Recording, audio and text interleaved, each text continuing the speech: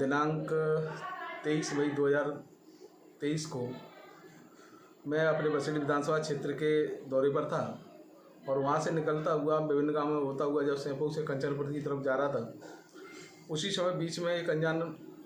Number से मेरे पास call आया और कॉल आकर के उसने कहा कि तूने सेठ जी से क्या कहा। मैंने कहा सेठ जी कौन सेठ जी? तो उन्होंने कहा नहीं क्या कहा सेठ जी से। मैंने सेठ जी से मैंने कुछ नहीं कहा, अगर कुछ कहा होगा तो उन्हीं से बैठ करके मैं बात कर लूँगा, अगर कोई बात हुई है तो मेरे संज्ञान तो ऐसी कोई बात नहीं है। उसने कहा कि तू सरमथुरा क्षेत्र में आना, मैं तुझे देख लूँगा उस भाव में कहा जैसे वो मुझे जान से मारने की धमकी दे रहा हो। ये एक घटना यही नहीं हुई है, इससे पहले भी मेरे साथ कई बार जान से मारने की धमकियाँ मुझे दी जा चुकी हैं,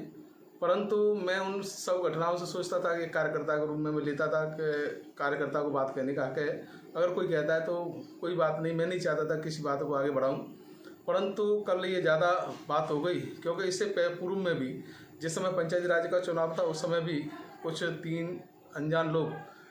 मेरे घर पर आए थे, घर में घुस आए थे और मुझे जान से मारने की उन्होंने कोशिश की,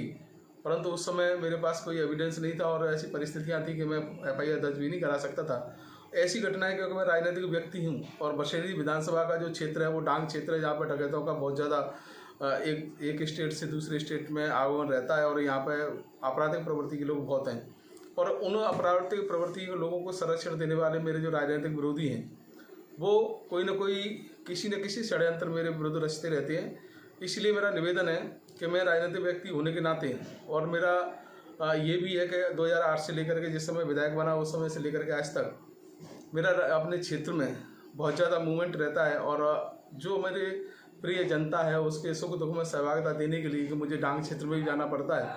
और पूरे क्षेत्र में आना जाना मेरा रहता है। ये मेरे राजनीतिक विरोधी लोगों को पसंद नहीं आता है, पर इसी कारण से कोई ना कोई मेरे विरुद्ध वो षड्यंत्र रचते रहते हैं। तो कल जो 23 तारीख की घटना है ये भी शायद उसी से जुड़ी घटना हो, क्योंकि पूर्व में मेरे पास साक्ष्य नहीं थे और साक्ष्य न होने के कारण मैं कोई ऐसी कानूनी कार्रवाई नहीं करवा पाया था। इससे पूर्व जब जिस समय पंचायती राज में मेरे साथ घटना हुई तो लगभग 2.5 महीने के लिए मेरा घर भी खाली रहा था और मैं जयपुर रहा था उन सभी चीज़ों से लेकर के। और उस समय मैंने गृह मंत्रालय राजस्थान सरकार को भी निवेदन किया था, लेटर वहाँ भी दिया था और तत्कालीन जो भी SP रहे थे सबको मैं वर्बली बता चुका था। उसी आधार पर CID ने जांच की और जांच करके वहाँ से गृह मंत्रालय राजस्थान सरकार से